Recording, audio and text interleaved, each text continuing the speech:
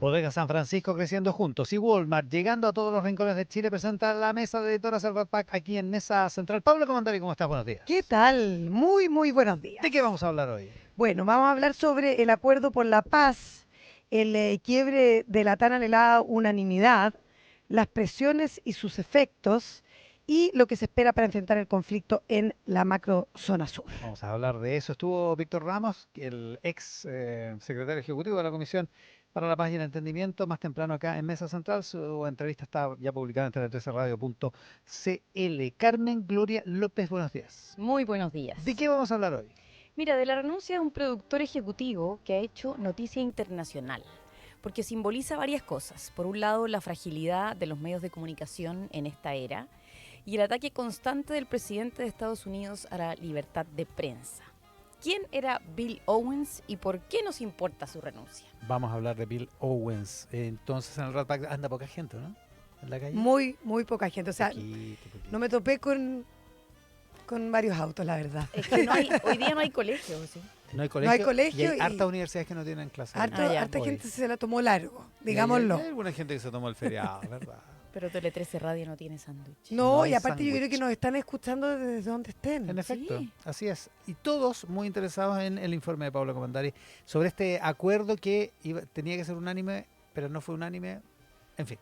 Claro, entremos de A ver, lleno vamos. en, te diría, uno de los temas políticos sensibles de esta semana, que es precisamente, como dijimos, el cierre de la Comisión para la Paz y el Entendimiento, que es una comisión presidencial que formó el presidente Boric y que está integrada por 8 expertos de distintas sensibilidades políticas que buscaba desde hace 2 años una propuesta consensuada para diseñar una solución a largo plazo en este conflicto territorial en las regiones del Biobío, la Araucanía, los ríos y los lagos, para iniciar una nueva relación entre el Estado y el pueblo mapuche. Es un trabajo que, como digo, bueno, arduo. Imagínense lo que es que 8 personeros muy disímiles entre sí se sienten en una misma mesa y buscaban evacuar este documento que hasta el día lunes, ojo, hasta el día lunes, se supone contaba con la venia de todas las partes, de toda la mesa, porque se avanzaba en temas importantes, por ejemplo, que la deuda con el pueblo indígena se pagara de manera individual, ya no como comunidad, como es hasta ahora, y que pudieran arrendar sus tierras también como cualquier ciudadano. Hasta que la senadora Carmen Gloria Aravena, republicana hasta esta semana, y Sebastián Navellán, representante del mundo agricultor, comenzaron a evidenciar dudas sobre si respaldar este entendimiento. Ellos dicen por cambios a último minuto. La verdad es que cuando uno reporteaba ya desde el día miércoles había harto nerviosismo durante todo el día y tensas negociaciones por esos últimos detalles, que al final los detalles hacen la diferencia. Así es que nadie quería que en las últimas horas se cayera este acuerdo. Así es que al final de las últimas horas de ese día miércoles, de hecho terminaba, el plazo fatal era a las 23:59 y se aplazó una hora más el miércoles en la noche, Aravena se cuadró. Se cuadró sí, pero no fue posible convencer a Navellán, que era algo no menor, porque, ya, primero, sin unanimidad, este acuerdo pierde una condición que muchos consideran bien estratégica, que es que fuera presentado al gobierno como una propuesta transversal, cerradita por completo, para enviarse a votación al Congreso. Si acuérdense que esto tiene que pasar por una consulta indígena, después tiene que pasar por el Congreso, o sea, se tiene que votar. Ahora, ¿por qué el voto de Navellán no es cualquier voto? Porque el representante de los agricultores de Malleco representa el cupo de Chile Vamos en la comisión.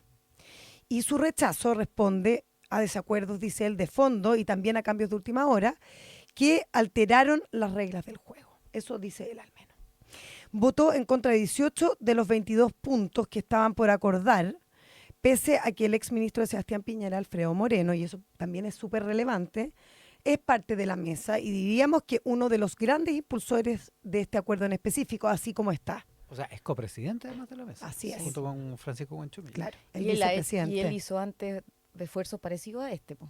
Claro, Claro. cuando él Llevar era, 2 años cuando él era metido en el ministro. tema. Cuando era ministro Exactamente. de Desarrollo Social. Sí. Y ahora, claro, él era una voz súper visible y un rostro súper visible de este acuerdo y de que él roncaba también en esta mesa. ¿Qué dijo Navellán? Lo resume con sus propias palabras. Me cuenta que a último minuto me pusieron reglas nuevas que no me las quise tragar. El punto más conflictivo para él fue la creación de un tribunal que después de 4 años va a abrir procesos para buscar y asegurar estas 240.000 hectáreas para tierras indígenas. Entonces él dice que esta fórmula solo prolonga el problema que la comisión debe resolver y además, y esto es importante, entrega mucho poder a una institucionalidad nueva sin tener respaldo financiero claro ni detalles sobre quién lo iba a componer el tribunal. Y él dice que además se establece que de estas 240.000 hectáreas, 100.000 van a provenir del fisco, pero tampoco dice que hay un informe de bienes nacionales que diga y establezca bien cuáles van a ser esas tierras. Entonces queda un poco ¿Y esos en la detalles tenían que nebulosa. estar en esta etapa o los Él- arma el Congreso después? Él dice que todo el tema de las 240.000 hectáreas se pusieron a último momento, que eso no Ah. estaba antes en este acuerdo. ¿Ya? Entonces eso es lo complejo. Ahora, hay mucho hermetismo porque todavía no conocemos el detalle del informe. Recién lo vamos a saber el día martes, el contenido. Hay De algunos hecho, que Víctor Ramos recién no quiso dar más detalles, no. no quiso dar ni un detalle. No, Bien poquitito. no. Sí. De hecho, de las cosas que están más o menos publicadas se le preguntaba y no las Y confirmó. tampoco las quería No, confirmar, no claro. confirmó nada. Porque hay un tema, bueno, este es un tema muy, muy conflictivo, que era todo el tema de la reparación de tierra. Algunos dicen que, por ejemplo, el tema de las 240.000 hectáreas no están, pero a mí me lo confirma Sebastián Avellán y me dice que sí y que ese es uno de los puntos de la discordia. Y él dice que además entró a la comisión con el mandato de cerrar de una vez por todas el tema de compras de tierras y de no abrir un nuevo capítulo, y según él esto lo abre. Y por eso cuando se planteó que el Estado debía garantizar estas hectáreas a futura, sintió que el acuerdo ya no era el mismo. Pero por eso dice que la semana pasada esto no estaba.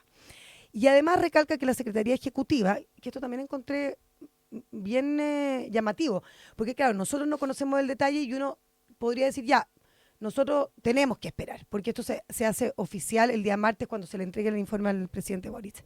Pero lo que dicen Abellar es que a ellos tampoco les llegó el informe final con el detalle de las materias que iban a firmar. Entonces dicen que hubo una... un loop por otro lado.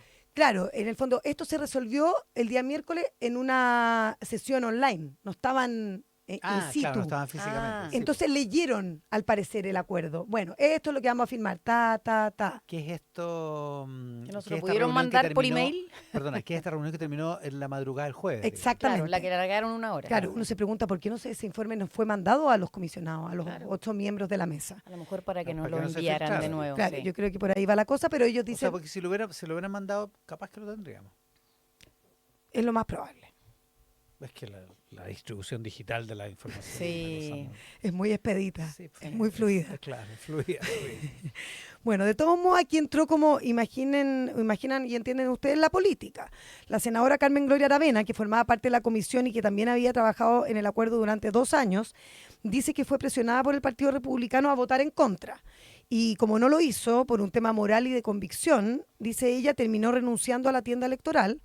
Algo bien complejo para el Partido Republicano. El partido José Antonio Cast pierde a su única senadora. Mm.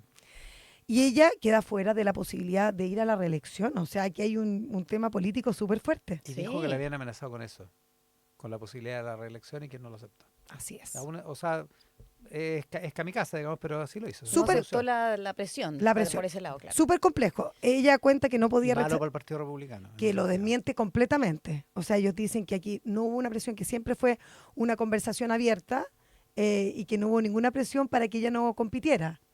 Yo le digo, bueno, pero ella públicamente está diciendo justamente lo contrario. Y ella dice que no podía rechazar un acuerdo que había ayudado a construir y que respondía a los intereses de la Araucanía, si bien desde el Partido Republicano dicen que ella misma le habría reconocido en privado que habían líneas rojas intransables justo antes de la votación. ¿No sería el primer roce entre republicanos y la senadora? Mm, ¿Recuerda cuando fue la elección de la mesa del Senado? sí, Que republicanos votó a favor de Manuel José Sandón y de Ricardo, pero no querían votar Y de a favor Ricardo de Lagos. no querían votar a favor de Ricardo Lagos Claro. y Carmen Gloria Aravena se salió de la sala y no votó. y no votó. Mm. Pero le dijo a Lagos Weber que por qué lo hacía, que era porque se lo había pedido el Partido Republicano, Claro, por un tema político. pero que si faltaba algún voto ya volvían. Entrar. Claro. sea, ahí ya se mostraban estos desencuentros. Había Ahora, una cosa como media incómoda. ojo que los republicanos ahora están preparando, me dicen, una ofensiva política muy importante contra este acuerdo, con un despliegue que incluso comparan al que hicieron en la reforma previsional. Así que vamos a tener cuentos para adelante. Esto sí, con una diferencia súper importante, que es que ahora parece que Chile Vamos va por esa misma línea. Aunque hasta ahora prevalece la cautela, porque como dice Rodrigo Galilea, el presidente de Renovación Nacional, aún no se conocen los detalles del informe, que se supone va a ser público el próximo martes. Aunque lo que me decía él es que espera que el acuerdo sea unánime. Yo le decía, pero senador, si ya sabemos que no fue unánime. No fue. Po. Y entonces él me decía, bueno, es difícil que si no es unánime, Siga adelante. siga adelante en el Congreso. O sea, ya vemos que la tramitación va a ser súper difícil. Y la UDI, por su parte, en palabras de su presidente Guillermo Ramírez, está muy incómodo con el acuerdo. O sea, ya vemos la mano. La cantidad de tierra y dinero comprometida es una locura. Además, se crea más burocracia y, para colmo, plantea un tema que para el sector es central. Es muy fuerte que no se reconozca explícitamente que hay grupos terroristas en la zona. Le preguntó la Beatriz Apud al ministro si estaba en este acuerdo comprometido el terrorismo y si el concepto estaba diseñado y escrito propiamente tal. Claro, porque fue el reclamo de Evelyn Matei ayer. Exactamente. Además. No lo quiso decir ni esclarecer negar, el ministro de Justicia. No, perdón, el subsecretario del Interior. El Víctor subsecretario del Ramos. Interior. Perdón. Lo que pasa es que después tuvo el ministro de Claro. Justicia. No, o sea, ha claro. sido una mañana muy Sí, intensa. no, pero fue el señor Ramos, que además fue la cabeza de la comisión durante, Exacto. diríamos que casi todo el tiempo. 21 de los 22 meses. Claro. Navellán, que conoce del Y acuerdo. que de hecho estuvo en la reunión al final. ¿Eh? Sí, igual Víctor estuvo, Ramos, el sí, secretario del sí. Interior, sí. Bueno, lo que me dice Navellán, que conoce el detalle porque le leyeron cómo iba a quedar el acuerdo en el informe, es que el tema del terrorismo queda como actos de carácter terrorista en el capítulo de víctimas, pero que el senador Huenchumilla agregó un asterisco. El asterisco significa que él da el voto, pero es la justicia la que decide si es terrorismo o no. O sea que no queda expresamente dicho que hay terrorismo en la región. Queda como algo secundario, según él. Vamos a tener que ver Hay que verlo. qué dice el papel. En todo caso, como les digo, Evelyn Matei parece estar totalmente alineada con esa visión, más bien la visión de los republicanos, en contra del acuerdo, y por eso no se ve fácil el camino hacia adelante. La candidata de Chile Vamos dijo que sin reconocimiento de terrorismo no puede haber entendimiento y que entregar tierras por sí sola no asegura la paz. Si no, miremos Temucuicui. Eso fue lo que advirtió ayer.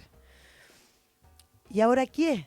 Se preguntarán ustedes. Exactamente. pensando, Y justo decir esa ¿Qué frase. pasa ahora? Como les decía, el informe se va a presentar el día martes al presidente Gabriel Boric, pero sin unanimidad. No tiene el mismo peso político y su paso por el Congreso se ve bien incierto. Así es que, aunque hubo avances en temas como las reparaciones individuales, más que la solución en general para la comunidad, el intento de una salida política y de consenso queda, como les diría yo, otra vez en el conflicto de tierras y en el temor a que en vez de cerrar el ciclo se abra otro aún más complejo. Además, sin consenso en la derecha y con la presión de los republicanos, el debate que se viene va a ser un tanto complejo, sobre todo el contenido, como el principio de si los acuerdos pueden o no prosperar sin el apoyo total de todos los sectores políticos. Vamos a ver eso Bastante apenas se difícil. conozca el Complejo el se ve, acuerdo. fíjate. Sí, no es mala la comparación con la reforma de pensiones, porque la reforma de pensiones, la derecha se dividió pese a que había algunas cosas que eran evidentes concesiones del gobierno. de la izquierda y el gobierno. Evidentes. Y me parece que aquí, cuando conozcamos el texto, nos vamos a dar cuenta, y por eso me llama la atención lo que dice Sebastián Avellán respecto de la seguridad alimentaria del país, porque cuando se lea el texto se va a revelar que el sector más de izquierda, o el sector más ligado al mundo mapuche, también ha cedido algunas cosas que precisamente tienen que ver con la función de las tierras. Y ahí, que lo que podría considerarse un gran avance, un gran triunfo de la derecha, a lo mejor va a ser subvalorado precisamente en función de otros objetivos subordinados. Sería una lástima, pero bueno, vamos a ver cómo sigue esto y cuánto se conozca el texto, porque hasta ahora, como decimos, no hay detalles. Algunos les hemos entregado aquí, eso sí. No, por supuesto. Sí. En el Rat Pack siempre. Aquí en Mesa Central. Bill Owens. ¿Quién es Bill Owens y por qué tenemos que preocuparnos de su historia? Mira, Carmen Cloret. yo voy a partir por el principio, porque 60 Minutes, lo digo en inglés porque como te comentaba, me parece que 60 minutos nos recuerda a nosotros el noticiero de la dictadura, que es como la antítesis de 60 Minutes. Es el programa de reportaje más antiguo de la televisión estadounidense y ha sido por 57 años, creo yo, un referente mundial del periodismo investigativo. La estructura de su equipo, sus investigadores, realizadores, es impresionante. A mí me tocó estar una vez en un curso que daba uno de los editores y era increíble cómo trabajaban. Y no, no es un noticiario, es un programa de es un reportajes programa de como reportaje. eran Informe Especial y Claro. Contacto. Contacto, exactamente. Y de hecho, para esos dos programas, este programa fue su referente, ¿no? No solamente como programa, como se veía, sino que la manera en que trabajaban, que era una manera bastante especial. Con un tiempo para investigar que lo convertía en el sueño del pibe del periodismo del mundo. Tal vez por eso la renuncia de Bill Owens ocupó titulares del País, del Economist, del Mostrador, incluso aquí en Chile, ¿no? Y esta columna en esta radio del fin del mundo. Así está. Owens llevaba 37 años trabajando en CBS News, 26 años trabajando en 60 Minutes. Era un líder muy querido por su equipo, de esos jefes que uno admira porque conocen desde dentro el trabajo que están dirigiendo. Cubrió varias guerras, fue editor senior en la Casa Blanca y supervisó más de 1000 reportajes de 60 Minutes antes de llegar a ser el jefe máximo del programa el 2019. El pasado martes, en una reunión que todos calificaron de muy emotiva, dijo que en los últimos meses se había hecho evidente que no podré seguir, estoy citándolo, dirigiendo este programa como lo he hecho hasta ahora. No podré tomar ya decisiones basadas solo en lo que es correcto para 60 Minutes y nuestra audiencia. Así es que para defender este programa y nuestros valores me retiro. Tuvo que desalentar en esa misma reunión al equipo de una renuncia en masa, pero cuando se emitió el programa el domingo recién pasado, que era el primer capítulo sin su jefe a bordo, el periodista Scott Pelley dijo al aire, reprendió a sus propios empleadores y dijo: Paramount ha comenzado a supervisar nuestro contenido de nuevas formas. Paramount, que es la compañía matriz, digamos, Es la de empresa CBS. matriz de CBS, la dueña, digamos, claro. de CBS. Ni uno de nuestros reportajes ha sido hasta ahora bloqueado, pero Bill sintió que había perdido la independencia que requiere el periodismo honesto. Su renuncia solo confirma que era el hombre adecuado para este puesto. Súper emotivo ese minuto. Sí, Me sí, impactó. es bien Claro, porque él fuerte. estaba oficiando como conductor del Claro, Exactamente. Claro, y él es uno de los periodistas más destacados, premiados de la cadena. Exactamente. Solo una vez antes en 60 Minutes se habían referido a sus empleadores y a sus editores, que fue en 1995 cuando les hicieron postergar una entrevista que habían hecho a un ejecutivo de la industria tabacalera. Desde entonces no pasaba esto. Que eso llegó a ser una película, digamos. Claro. Por ese caso, ¿verdad? Exactamente. El informante. ¿sí?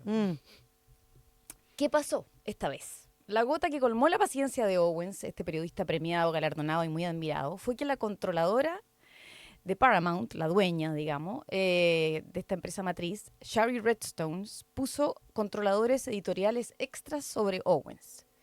Redstone se había quejado en enero por un reportaje que transmitió 60 Minutes sobre Gaza. Lo encontró injusto y sesgado. Pero el problema en realidad, nos hemos enterado, estaba en Washington, D.C., Claro. no en Nueva York. El presidente Trump venía acosando a CBS News hace tiempo y le tenía especial animadversión a 60 Minutes. De hecho, en 1920 se levantó de una entrevista con Leslie Stoll porque no le gustaron las preguntas. En 2020. Sí. El 13 de abril de este año posteó que CBS estaba fuera de control, CBS News, y que 60 Minutes hacía un reporteo fraudulento. Y el año pasado les puso una demanda de $10.000 millones 10.000 millones de dólares. contra el programa y contra Owens por una entrevista a Kamala Harris que Trump consideró editada de manera tramposa.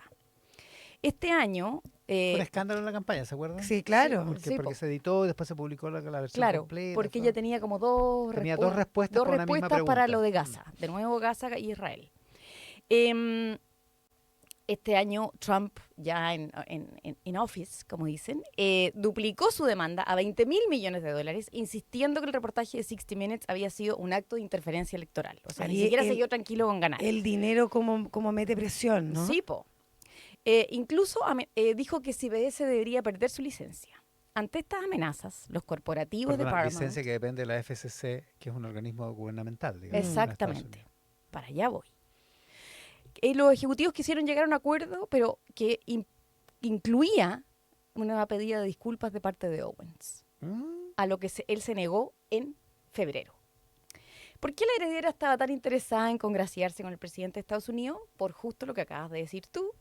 Shari Redstone quiere vender Paramount y quiere cerrar la venta de este conglomerado mediático que ella heredó y sobre el cual parece no tener ninguna pasión ni gran amor. Y para eso necesita la aprobación de la Federal Communications Commission, que es la FCC, cuyo director desde enero, designado por Trump, es muy cercano a él, es un ferviente creyente de que las cadenas nacionales y los medios tradicionales son enemigos del pueblo, como opina el presidente que lo designó. Y en los pocos meses que lleva a su cargo, Carr ha convertido este regulador, que tenía bastante poco perfil y nunca hacía mucha noticia, en un ente altamente político que ya amenazó con dejar sin fondos a NPR y PBS si seguían con su sesgo liberal, según él, y que ya abrió investigaciones a las cadenas nacionales, ABC, CBS y NBC, lo que obviamente está creando un clima de temor entre los dueños de esos medios. Entonces, Redstone depende de Trump para conseguir los $8.000 millones que le estaría ofreciendo Skydance, que es el que quiere comprarla. Y por eso no quiere problemas con el presidente. Por su parte, Skydance es una productora de cine bastante grande, cuyo dueño es David Ellison. Ya. A ver. David Ellison es hijo de Larry Ellison, dueño de Oracle, billonario tecnológico, cuya fortuna solo es superada por Musk y Bezos. Y adivinen, Larry Ellison es además uno de los financistas de la campaña de Trump, con quien el actual presidente está discutiendo el futuro de TikTok y algunas estructuras legales para la IA. Así que de concretarse la venta, CBS quedaría bajo el control de un gran amigo del presidente. Pero Redstone no es la única que ha cedido a estas presiones de Trump. ABC ya acordó pagarle $15 millones por una demanda que le puso a George Stephanopoulos por difamación. Meta pagó... George Stephanopoulos, que es el conductor de su programa matinal. Exactamente. Sí, que dijo algo de la acusación de violación. Sí, se equivocó. Dijo que lo Dijo acusaban de violación cuando en realidad era acusado de abuso sexual. Exactamente. Trump, digamos. Así que tuvo que pagarle $15 Fue otro escándalo en la campaña. Exactamente. Meta pagó $25 millones para resolver el reclamo de primera enmienda cuando expulsó a Trump de Facebook y de Instagram en 2021. Bezos retiró el apoyo que normalmente hacía el Washington Post. Increíble. El multimillonario dueño de Los Angeles Times, Patrick Soon-Shiong, eliminó una editorial en enero que criticaba las opciones ministeriales del nuevo presidente. Según el Guardian, el presidente Trump se ha convertido finalmente en el nuevo editor de prensa de Estados Unidos. El Comité de Protección a Periodistas publicó un reporte ayer bastante largo, con una larga lista de amenazas a la libertad de prensa en estos 100 días, que incluye la expulsión de la Associated Press, del cuerpo de periodistas de la Casa Blanca y todo ese escándalo que vimos. No les da credenciales hasta que Associated Press empiece a llamar Golfo de América al Golfo de México. Exactamente. Cosa que Associated Press insiste en no hacer. En no hacer. Y el cierre de Voice of America, pasando por hartas denuncias de medios locales que están perdiendo acceso a sus gobiernos locales. O sea, está pasando lo mismo a nivel federal, a nivel local, que está pasando a nivel federal. Trump cumplió, el país ayer tituló algo muy bueno. Los 10 días de Trump son 10 días de amenazas cumplidas. Quería la cabeza de Bill Owens, ya la consiguió. Quería debilitar a los medios tradicionales, parece estarla consiguiendo. Yo creo que CBS News es como una buena metáfora de una historia que todos conocemos. Claro. En el sentido que es un minuto de gran fragilidad económica para los medios, ¿no es cierto? CBS News pasó de ser el gran generador de ingresos de este grupo a un negocio estrecho, dada la crisis publicitaria que viven todos los medios. Como sabe la gente, los canales de televisión abierta vivían principalmente de la publicidad, y al migrar gran parte de ella al avisaje personalizado que ofrecen las redes sociales, el negocio de los medios de comunicación se volvió frágil, se estrechó, y al volverse complejo ha tenido que acudir al dinero de grandes empresarios, no somos la excepción, que empiezan a comprar estos medios que no ofrecen mayores ingresos, pero sí influencia y cierta entretención y glamour, digámoslo. El problema es la independencia que enfrentan esos medios cuando por sobre sus cabezas hay intereses comerciales, como este de Redstone, que dependen de la aprobación del gobierno, o cuando se está discutiendo una ley en el Congreso, por ejemplo, que puede obstaculizar algunos de sus negocios principales, que no son los medios. Entonces, ¿qué pasa con el periodismo cuando llega al gobierno alguien que no cree ni respeta la libertad de prensa como Trump? Yo creo que otra de las cosas que dice la historia de Owens y que es muy triste para el periodismo es la decadencia del periodismo investigativo en general. 60 Minutes ha perdido decenas de imitadores en el mundo, aquí en nuestro canal amigo. Perdimos a Mundo, perdimos a Contacto. Lo sabemos, sí, unidades investigativas que le permitían al periodismo no solo reaccionar a la agenda política, sino que crearla. Y yo creo que esa es la gran pérdida que se tiene cuando se pierden o cuando pierden fuerza programas como esto, ¿no? Porque sin investigación periodística lenta, con muchos recursos, no nos queda más que reaccionar. Nosotros lo hacemos aquí de la manera más objetiva, con profundidad y con rigor, sumando distintas miradas, es lo que hace Tele 13 Radio desde hace 10 años, pero de lo que los poderes no quieren que sepamos, que no nos enteremos, es un problema súper grave. Entonces tenemos las filtraciones, que siempre tienen detrás alguna intención, pero no tenemos la investigación en profundidad. Mucho menos capacidad para hacer esa pega que es tan importante. Exactamente, y si a eso sumamos la fábrica de noticias falsas, son días difíciles para el rubro periodístico. Ahora, cuando tenemos además un presidente presionando de esa manera. Exactamente. Y además conociendo que todo lo que está haciendo en el mundo, en todos los ámbitos sin pudor, se vuelve mucho más complejo. Por eso, de alguna manera, es alentador lo que dijo el ministro de Justicia, Jaime Gajardo, recién, preguntado sobre si el gobierno cree que tiene que haber cambios estructurales legislativos para evitar las filtraciones, y preguntado sobre si algún cambio o algún tipo de estructura, él dice que él cree que la Corte Suprema tiene razón en que la institucionalidad está bien resguardada desde el punto de vista legal, y que, por supuesto, ningún cambio ni ninguna interpretación de la norma puede afectar la libertad de prensa. Lo dijo como una cuestión muy relevante y me pareció bien alentador desde ese punto de vista. Porque, efectivamente, hay una alerta respecto de un proyecto de ley que está funcionando y que está súper bien inspirado en términos de tratar de crear algunas cosas que eviten o hagan más estrecho el camino de las filtraciones, pero donde también hay riesgos para los medios de comunicación, y eso es lo que no se puede aceptar, digamos. No se puede aceptar. Si los que filtran incumplen la ley, está perfecto, pero no son los medios los que incumplen la ley. Aquí vamos a estar atentos hoy, Paula Comandari. Oye, tenemos los datos del IMASEC, de la actividad en Chile recién salidas del horno. Es una buena noticia para Chile, 3,8% nuestra actividad en el mes de mayo, en comparación con el igual mes del año anterior, y también bastante más positivo del IMASEC negativo que habíamos tenido en febrero. Ya vamos a estar analizando esos datos en Mercado Global.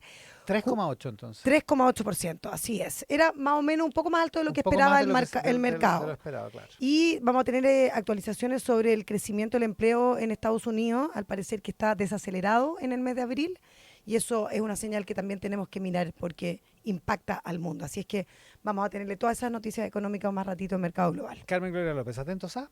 En La Haya se cierra hoy día 5 días de audiencias públicas en las que se escucharon los argumentos de 40 países antes de emitir su opinión sobre las obligaciones de Israel hacia la presencia y las actividades de Naciones Unidas, organizaciones internacionales y terceros estados en el territorio palestino ocupado. Esta es la Corte Internacional de Justicia. Entre los países que declararon estuvieron Colombia y España, que denunciaron el bloqueo como ilegal y subrayaron que Israel, como potencia ocupante, no puede vetar la ayuda humanitaria. Así que debería salir la próxima semana un informe de estos 5 días de audiencias. Con Carmen Gloria López, con Paula Comandari, el Rat Pack de hoy, la mesa de editoras, presentación de Bodega San Francisco, Creciendo Juntos y Walmart, llegando a todos los rincones de Chile. Que tengan un estupendo fin de semana, o resto de fin de semana. Ustedes también. Muy buenos días.